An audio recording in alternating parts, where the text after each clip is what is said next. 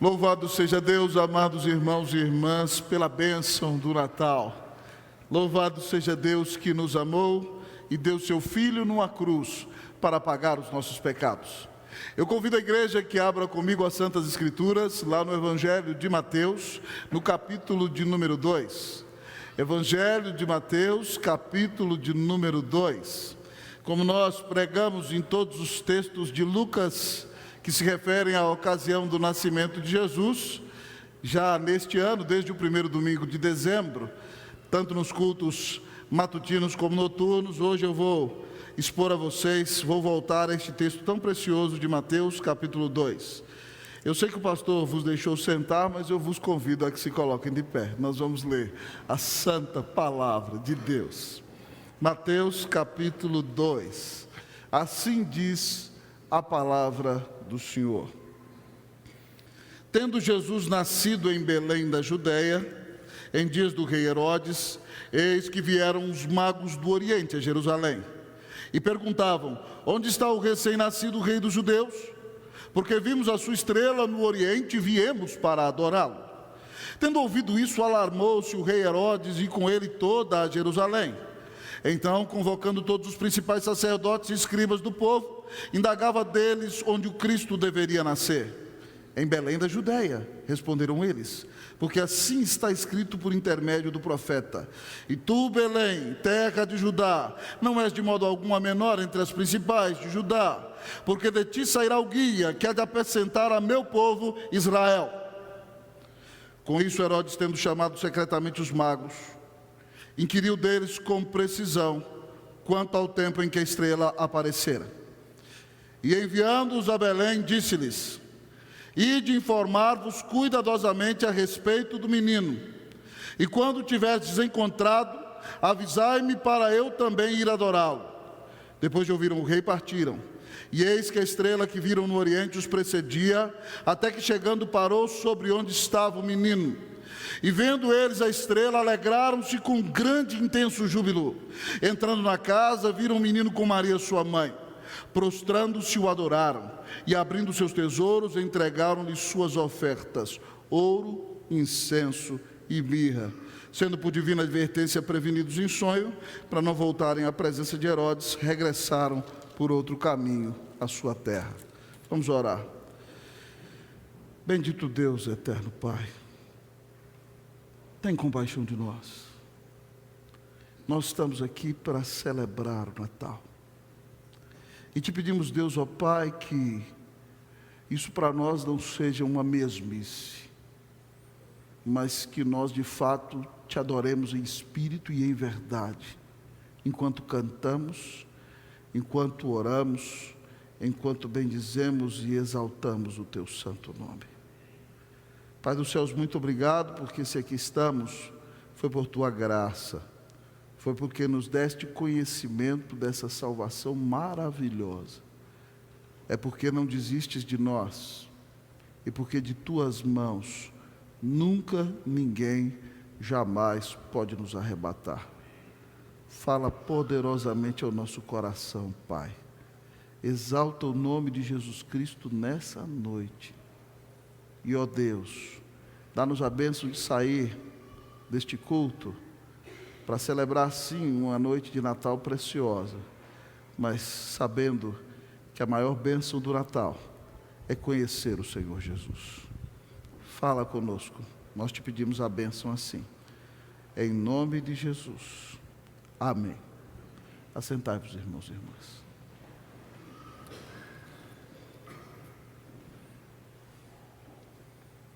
No dia de hoje, irmãos, eu recebi do presbítero Antônio Cabreira uma história muito interessante.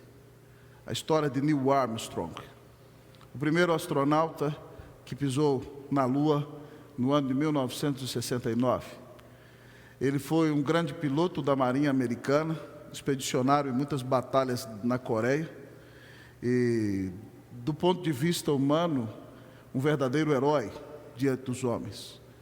Nós sabemos que milhares de pessoas prepararam o caminho, fizeram estudos para que aquele piloto conseguisse pousar a sua nave na Lua no ano de 1969. E uma das fotos mais badaladas da segunda metade do século XX é a foto da pegada de Neil Armstrong na Lua. Mas no texto que nosso presbítero Antônio Cabreira nos enviou nesse dia, ele conta a história do dia em que Neil Armstrong foi à cidade de Jerusalém. E aquela viagem foi conduzida por um distinto arqueólogo e teólogo. E Armstrong pergunta àquele arqueólogo o seguinte: qual é o lugar em que você pode me dizer certa e precisamente que Jesus pisou nessa cidade? Então aquele arqueólogo e teólogo levou as antigas escadarias do templo de Herodes, que ainda lá permanecem até o dia de hoje. E Neil Armstrong naquele lugar se deteve em silêncio e orou alguns instantes. E assim que terminou a sua oração, ele disse àquele teólogo: hoje eu quero dizer a você que esse é o dia mais importante para a minha vida. Mais importante do que o dia em que eu pisei na lua. É o dia em que eu estou no lugar em que o Filho de Deus pisou na terra. Meus amados amigos e irmãos, nós não somos salvos por ir a Jerusalém. Mas que bênção é saber que o dia mais importante da história da humanidade foi o dia em que Deus se fez homem, sem deixar de ser Deus, e veio a este mundo para dar a sua vida na cruz e pagar os nossos pecados. Mateus, nesse evangelho, tem o propósito de revelar a Jesus Cristo como Rei para os judeus. E por isso ele começa no capítulo 1 com uma genealogia, mostrando que Jesus era o Rei e o Messias prometido para o povo de Deus, mostrando a graça de Deus a 5 mulheres, todas que tiveram diante dos olhos dos homens talvez uma conduta duvidosa, fazem parte dessa genealogia. Depois ele mostra como o anjo se revela a José, dizendo que quem tinha engravidado Maria era o Espírito Santo e que ele a poderia receber como sua legítima esposa. E depois dessa história, então, Mateus quer revelar que Jesus de fato é verdadeiramente rei. E mais ou menos 1 ano e meio depois do nascimento de Cristo Jesus, o texto nos mostra agora José e Maria vivendo numa casa. Aparecem no cenário de Israel alguns magos que vieram do Oriente, da Pérsia, da região do Irã, propriamente dizendo, talvez de uma parte do Iraque. E eles chegam a Jerusalém, onde reina Herodes o Grande. Herodes é um dos maiores facínoras da história da humanidade. Para que vocês tenham ideia, Herodes matou 4 filhos com medo de que eles tomassem o seu trono. Ele matou a sua própria esposa Mariana quando César Augusto chamou a Roma para repreendê-lo, porque ele matava seus inimigos em Israel e matava seus próprios filhos. Herodes, amados irmãos, era um homem tremendamente mau. Imaginem como esses magos, como está seu coração quando esses magos chegam a Jerusalém, dizendo: nós viemos a Jerusalém porque vimos a estrela do rei dos judeus no Oriente e viemos para adorá-lo. E ao olhar para a história desses homens, nós encontramos que os próprios judeus não buscaram conhecer a Jesus no dia do seu nascimento.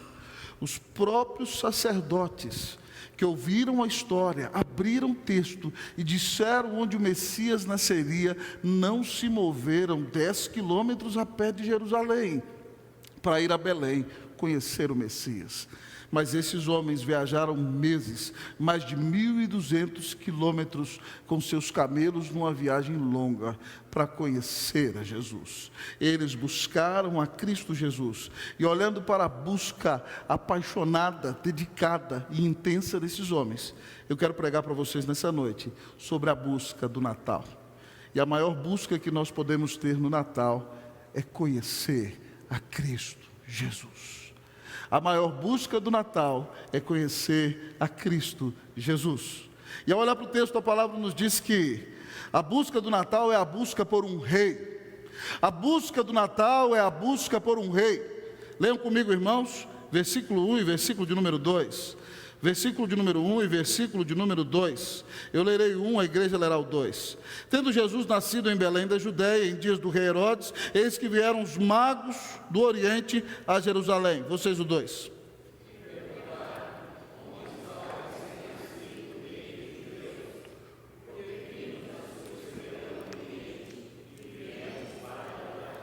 A busca do Natal é a busca por conhecer a Cristo. A busca do Natal é a busca por um rei. Como estes homens ficaram sabendo que apareceria uma estrela estando lá no Oriente? Irmãos, nós sabemos que os judeus foram levados cativos por Nabucodonosor à Babilônia. E um dos maiores líderes políticos que influenciaram o mundo naqueles dias do cativeiro babilônico e debaixo do Império Medo-Persa foi Daniel. Então, a fé judaica foi propagada por causa da intervenção de Daniel, dos seus amigos, da rainha Esther. E o Antigo Testamento era conhecido. E a profecia que foi colocada na boca de Balaão, em Números 24, 17, dizendo que se levantaria uma estrela nos céus e um cetro que feriria as têmporas de Moabe, falando da vinda do grande Messias, o rei dos judeus, era conhecida por aqueles homens do Oriente. E quando eles viram aquela estrela gloriosa, eles entenderam que o Messias havia nascido, o rei dos judeus. Eles não buscam simplesmente por um profeta humano, eles buscam pelo rei prometido. Não é isso que o anjo diz aos pastores, lá em Lucas? Não temais, eis aqui vos trago boa nova de grande alegria, é que hoje vos nasceu na cidade de Davi o Salvador, que é o Cristo, o Senhor. Jesus é o Messias, o Rei prometido, amados irmãos, que veio ao mundo libertar o seu povo da escravidão do pecado, libertar o seu povo da escravidão do diabo, libertar o seu povo, querido, de uma vida longe de Deus. Jesus é o Filho de Deus, Ele é Rei, Ele é Salvador. E se você quer conhecer a Cristo Jesus, você não pode buscá-lo meramente como um profeta humano, você não pode buscá-lo meramente como um reformador social, você não pode buscá-lo meramente como um pensador, um exemplo a ser seguido. Você tem que buscá-lo como Rei, como Filho de Deus, como seu único Senhor e Salvador. Um cântico que eu gosto muito, de autoria de Guilherme Kerr e de Jorge Camargo, fala sobre Jesus. Ele diz assim: o Rei da glória, o Rei dos reis, Senhor dos senhores, soberano Deus, é Jesus, é Jesus, é Jesus.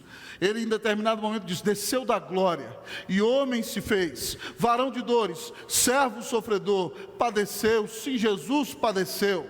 E depois ele diz: sim, Cristo entregou sua vida, de forma espontânea ele a deu, ninguém poderia obrigá-lo, foi seu próprio amor que o moveu. E em outra parte do cântico ele diz: por isso reina acima dos céus, e tem um nome capaz de nos salvar. Ah, é Jesus, é Jesus, é Jesus. Jesus é o Filho de Deus, Ele é o Rei da glória. Você já parou para pensar que nós não celebramos o nascimento de nenhum dos grandes Césares? Nós não celebramos o nascimento de Napoleão Bonaparte, nós não celebramos o nascimento de nenhum outro grande líder de qualquer religião deste mundo. Sabe por que nós não celebramos o nascimento deles? Porque eles estão mortos. Mas nós celebramos o nascimento de Jesus, porque Ele está vivo, Ele é Rei, Ele está sentado à direita de Deus Pai, de onde intercede por nós todos os dias, de onde virá para buscar-nos e estabelecer o seu reino para sempre. Se você quer, de fato, encontrar a maior bênção do Natal e conhecer ao Senhor Jesus Cristo verdadeiramente, busque por um Rei. Reconheça que Ele é o Todo-Poderoso Senhor, que te amou, que deu a vida na cruz para salvá-lo, que Ele ressuscitou e vivo está, e que se você crer que Ele é o Filho de Deus, você será declarado justo no tribunal de Deus, perdoado de todos os seus pecados, reconciliado será com Deus, terá a paz do Senhor no seu coração, terá a alegria de Deus em você, um lugar garantido nos céus, e a intimidade com o Senhor e com o seu Espírito durante toda a sua vida. A busca do Natal é a busca por um Rei. A busca do Natal é a busca por conhecer a Jesus. Que Deus nos dê a bênção de conhecer mais e mais o Senhor Jesus nesse Natal, para a glória e para a honra do nome do Senhor. A maior busca do Natal é a busca por conhecer o Filho de Deus. E além de buscar por um rei, o nosso texto nos diz que a busca do Natal é busca nas Escrituras. A busca do Natal é busca nas Escrituras. Olhemos para o texto. Versículo de número 3. Tendo ouvido isso, alarmou-se Herodes, e com ele toda Jerusalém. Então, convocando todos os principais sacerdotes e escribas do povo, indagava deles onde o Cristo deveria nascer. Em Belém da Judeia, responderam eles, porque assim está escrito por intermédio do profeta: e tu, Belém, terra de Judá, não és de modo algum a menor entre as principais de Judá, porque de ti sairá o guia que há de apacentar a meu povo Israel. Com isto, Herodes, tendo chamado secretamente os magos, inquiriu deles com precisão há quanto tempo aparecera aquela estrela. E enviando-os a Belém, disse-lhes: ide informar-vos cuidadosamente a respeito do menino, e quando tiverdes encontrado, avisai-me, para eu também ir adorá-lo. Busque nas Escrituras. Como os magos ficaram sabendo que apareceria aquela grande estrela? Porque a palavra de Deus profetizava. Como em Jerusalém os escribas e sacerdotes puderam descobrir precisamente o lugar no qual o Messias nasceria? Porque a palavra de Deus profetizava em Miqueias capítulo 5, versículo 2. E aqui Mateus lança mão da tradução da Septuaginta. Não é como sai no hebraico do qual foi traduzido o nosso texto, mas ele diz que o Senhor Jesus seria o guia que apacentaria o povo de Israel. E aqui então você vê que Herodes, dizendo que quer adorar o Senhor, sendo um dos homens mais dissimulados da história, pergunta há quanto tempo eles tinham visto a estrela. Por que ele faz essa pergunta? Porque ele está calculando o tempo para ir a Belém e matar o menino. E ele diz o seguinte: então caminhem a Belém, descubram tudo, passem aqui e me contem, para que eu também vá adorá-lo. Graças a Deus, o texto diz que eles foram advertidos por um anjo e voltaram por um outro caminho, para que Herodes não conseguisse o seu grande objetivo de matar o Filho de Deus. Mas o texto nos ensina que se nós queremos conhecer a Cristo Jesus, nós temos que buscar nas Escrituras. Certo dia, em um debate com os fariseus, o Senhor disse: examinais as Escrituras, porque julgais ter nelas a vida eterna, e são elas mesmas que testificam de mim. Contudo, não quereis vir a mim para terdes vida. Jesus, queridos, nos disse que é nas Escrituras que nós podemos conhecer dele. Em outro determinado momento, na festa dos tabernáculos, que durava 7 dias, os judeus moravam em tendas naquela festa. E naquela festa um sacerdote tomava água do tanque de Siloé, e no final do dia, todo dia, numa grande procissão, guiava o povo e derramava então água do lado do altar, para dizer que Deus tinha saciado a sede do seu povo no deserto. E eles tinham a história da fé, mas não tinham a fé no seu coração. No último dia, o grande dia da festa, talvez diante daquela cerimônia, Jesus se levanta e diz: se alguém tem sede, venha a mim e beba. Quem crê em mim, como diz a Escritura, do seu interior fluirão rios de água viva. Nós temos que crer em Jesus, irmãos e irmãs, como diz a Escritura. Você não pode crer em Jesus meramente como um filósofo humano. Você não pode crer em Jesus somente como um mestre da religião. Você não pode crer em Jesus como uma boa pessoa somente. Você não pode crer no Senhor Jesus como um reformador social.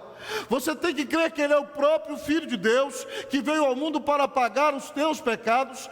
Ele é Deus e homem ao mesmo tempo, porque somente alguém do tamanho de Deus poderia pagar a nossa dívida, mas Ele é homem porque fomos nós homens que pecamos. E somente então alguém que fosse do tamanho de Deus, mas fosse homem, poderia dar a sua vida na cruz para pagar os nossos pecados. É por isso, irmãos, que nós temos que guardar bem aquele argumento de C.S. Lewis, no seu livro Cristianismo Puro e Simples. É impossível que você creia em Cristo Jesus como uma boa pessoa. Diz Lewis que é impossível que você creia em Jesus como um filósofo.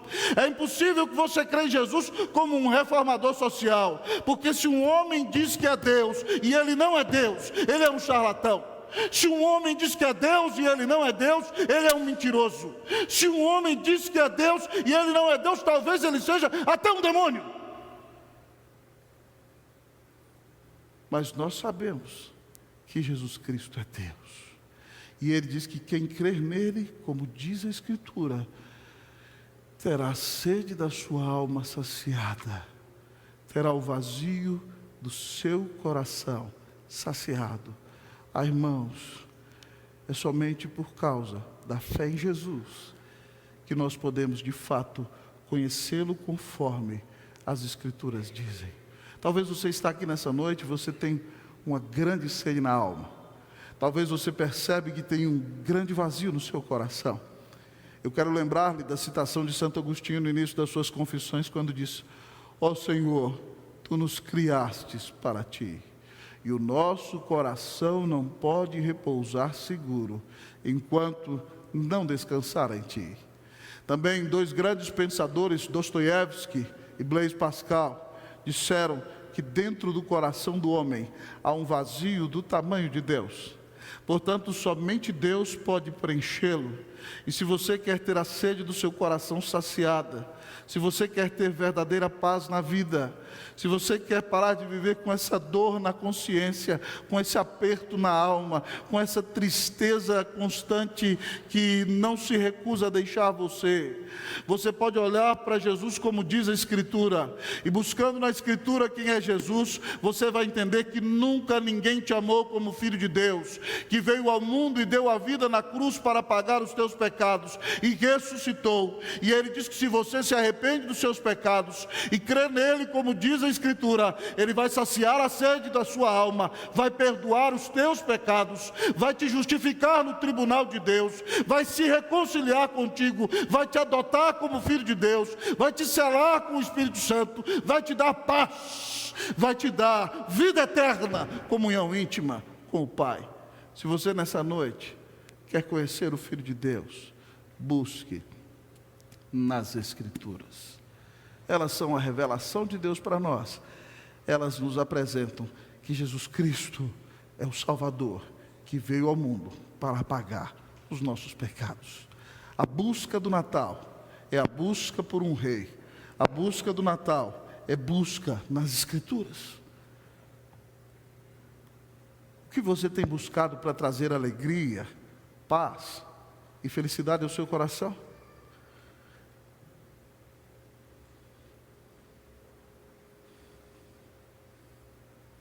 A busca do Natal é busca por um rei. A busca do Natal é busca das Escrituras. Mas a busca do Natal é a busca da adoração. A busca do Natal é a busca da adoração. Nós vamos ler, irmãos e irmãs, do versículo de número 11 ao versículo 12, responsivamente. Depois de ouvirem o rei, partiram. E eis que a estrela que viram no oriente os precedia, até que chegando parou sobre onde estava o menino. Vocês.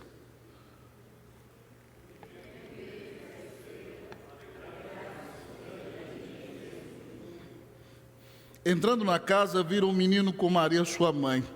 Prostrando-se, o adoraram e, abrindo seus tesouros, entregaram-lhe suas ofertas, ouro, incenso e mirra. Vocês, o 12.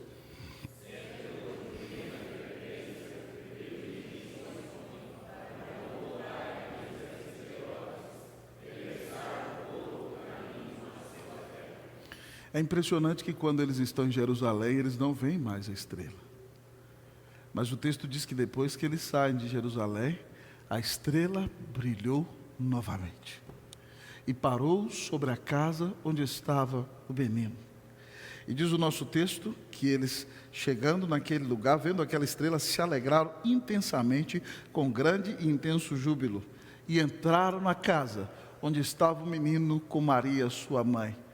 Provavelmente o Senhor Jesus já caminhava 1 ano e meio, 2, talvez já dizia algumas palavras. Não vamos conjecturar nem imaginar acerca das palavras que ele dizia. Mas o texto diz que quando eles viram o menino, entraram na casa, eles prostraram e adoraram.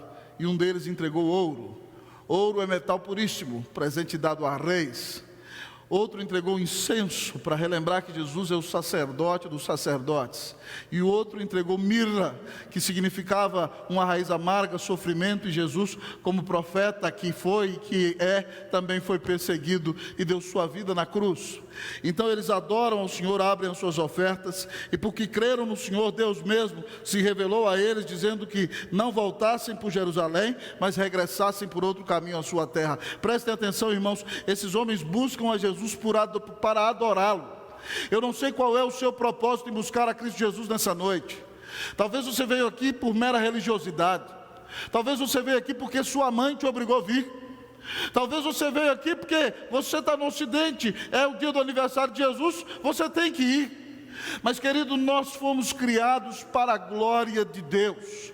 Nós fomos criados para adorar a Deus. E a busca do Natal é a busca por adoração.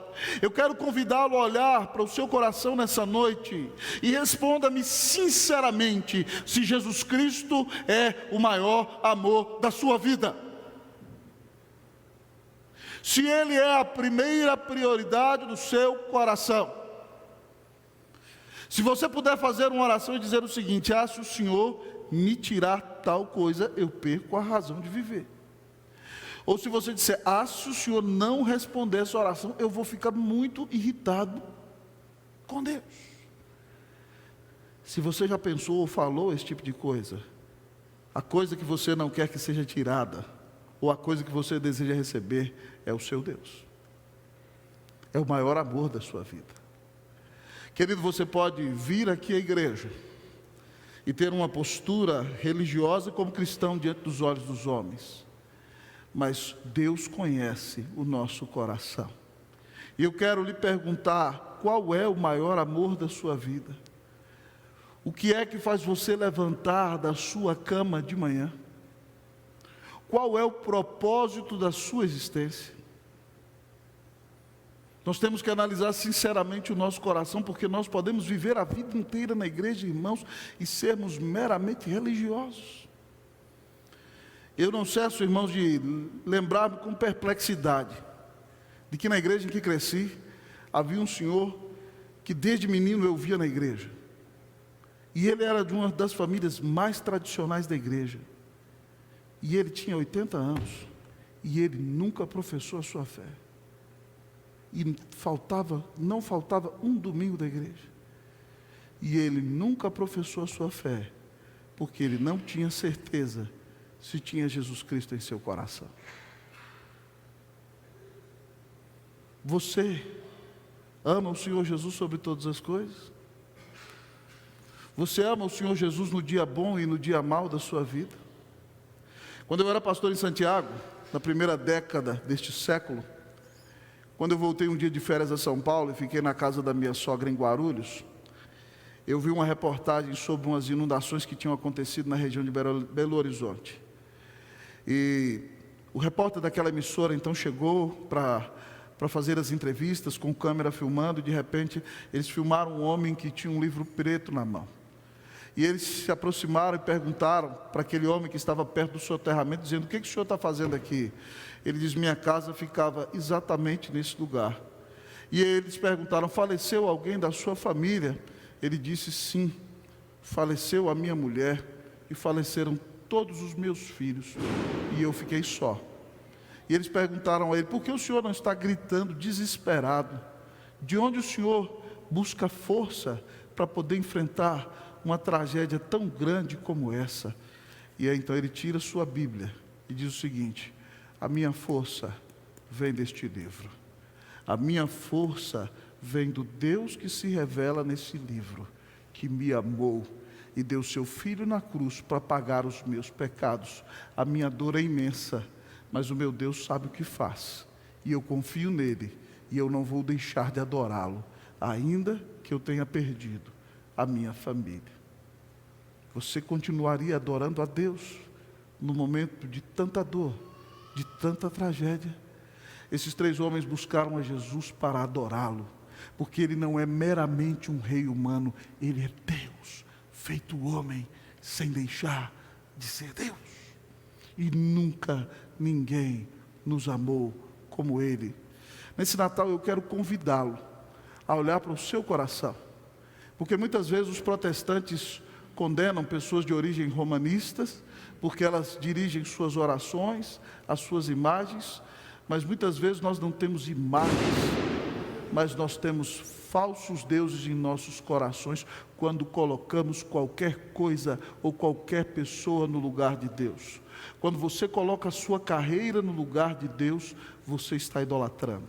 Quando você coloca a sua vida financeira no lugar de Deus, você está idolatrando. Quando nós colocamos nossa família no lugar de Deus, nós estamos idolatrando. Nós devemos pedir ao Senhor misericórdia, irmãos, porque Calvino foi muito sábio ao dizer que o nosso coração é uma fábrica de ídolos. E muitas vezes sem ver, inclusive este que vos prega pode até colocar o próprio ministério no lugar de Deus.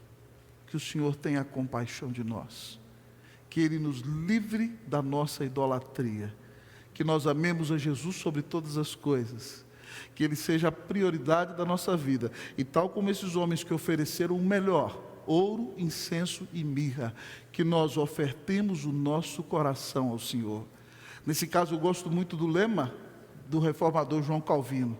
O seu brasão tinha um coração na mão que dizia: Comeum tibi ofero Domine, prompte et sincere. O meu coração te ofereço ao Senhor, pronta e sinceramente. Que nesse Natal você diga para Jesus: Senhor, tu vieste ao mundo, tu me amaste, tu me salvaste, tu me perdoaste. Nunca ninguém me amou como tu me amas. O meu coração eu te ofereço, ó Senhor, pronta e sinceramente.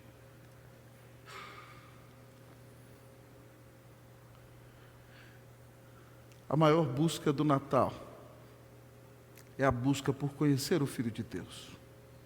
Que nessa noite você busque a Jesus Cristo como Rei e Senhor da sua vida. Que você busque conhecê-lo mais pela palavra de Deus. Não haverá nova revelação, Ele se revela a você nesse livro. Mas que você busque sobre todas as coisas adorá-lo, porque Ele te amou e deu a vida na cruz para pagar os teus pecados. Que nesse Natal você vá para casa, que você troque presentes, que você celebre a família, mas que você não se esqueça que o Natal só existe porque Deus amou ao mundo de tal maneira que deu o seu Filho unigênito, para que todo aquele que nele crê não pereça, mas tenha vida eterna. Busque a Jesus, creia nele, e você viverá no seu peito verdadeiramente a experiência do Natal. Que você conheça cada dia mais nosso grande Deus e Salvador, Jesus Cristo. Que Deus te abençoe nesse Natal, em nome de Jesus. Amém.